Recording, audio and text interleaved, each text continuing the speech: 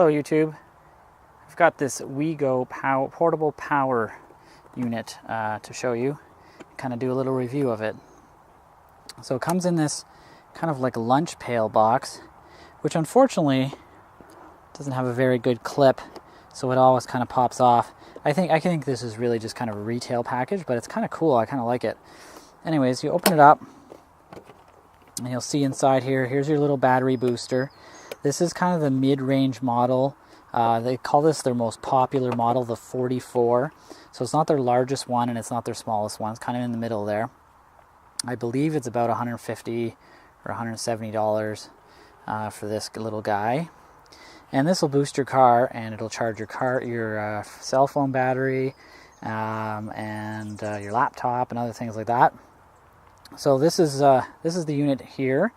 You got a power button down here. This is for a lanyard. I'll show you in a second. Here's your input. This is to charge the thing. And then on this side, you've got two LEDs, and this flips up. And then you've got this plug here. This is for your booster cables. And then you've got a USB and a 12 volt power and a 19 volt power. And you can buy accessories to plug your laptop into there as well. So I'll show you the flashlight first. Hopefully it's dark enough here. So turn it on. This here shows you the power level. So this is 100%. This is, I believe, 80, 60, 40, 20. So it's not quite fully charged right now. I did have it charged, but I've used it a little bit just to kind of play with it. When I got it, actually, a couple days after I got it, the power went out in my house for 2 days, actually. So I used the flashlight, and you'll see here, this is nice and light to carry around. And the flashlight here, there we go, flashlight on. It's pretty bright. Kind of hard to tell outside here, but it is pretty bright. And it's got a couple modes. You've got flashlight, and then you've got strobe mode, and then the slow blink mode.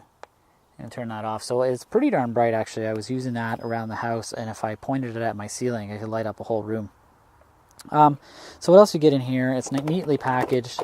You'll probably throw this box out or use it for something else, or give it to your kids or whatever.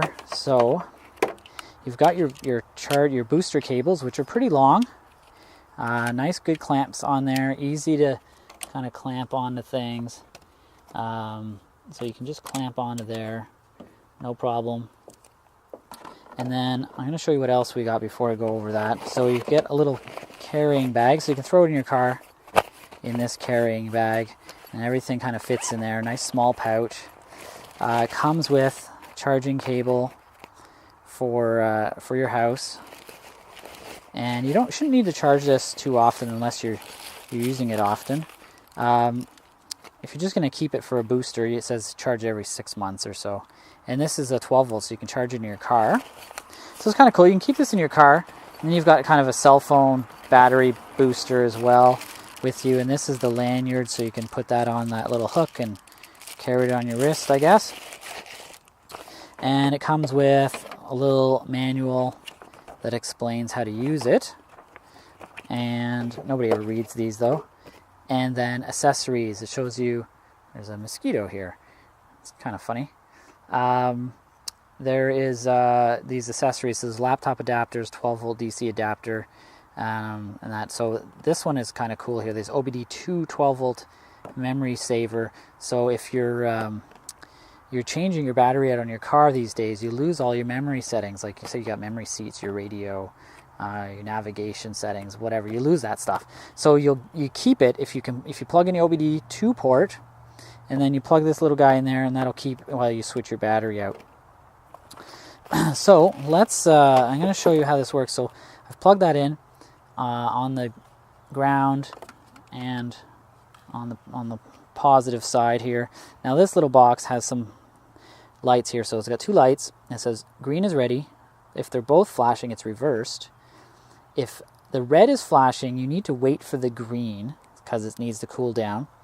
And if it's solid red, see back. So on the back it says solid red, the vehicle battery voltage is out of range. It must be between 2 and 13 volts, or the engine pulled too much power. So maybe the engine is Maybe you've got a starter problem or that the engine's just too big for this booster pack.